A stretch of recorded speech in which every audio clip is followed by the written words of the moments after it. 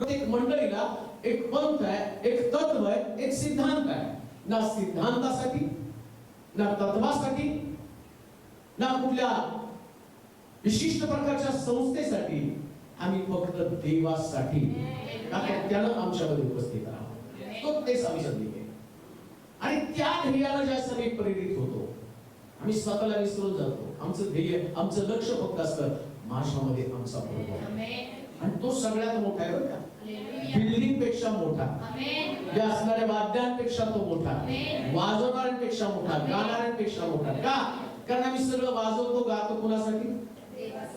त्याने उपस्थित राहतो.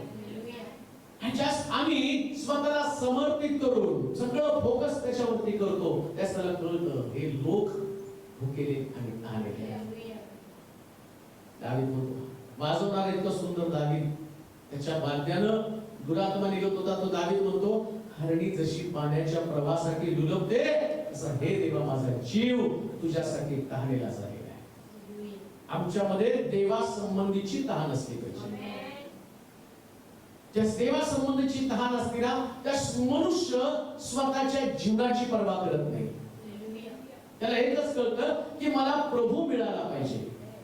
म्हणून तो पौल म्हणतो, मी माझ्या प्राणाची किंमत एवढी पण करत नाही, एवढी सुद्धा. हा कोण आहे पौल?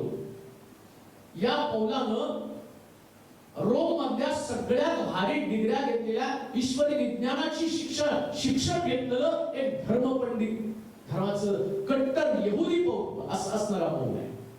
म्हणजे आताची जी ऑक्सफर्ड युनिव्हर्सिटी आहे, त्या युनिव्हर्सिटीमध्ये शिक्षण घेणारा व्यक्ती, तसा पौल त्या काळातला सगळ्यात भारी शिक्षण घेणारा पौल आहे. आणि तो पौल काय म्हणतो, मी माझ्या प्राणाची किंमत एवढी पण करत नाही.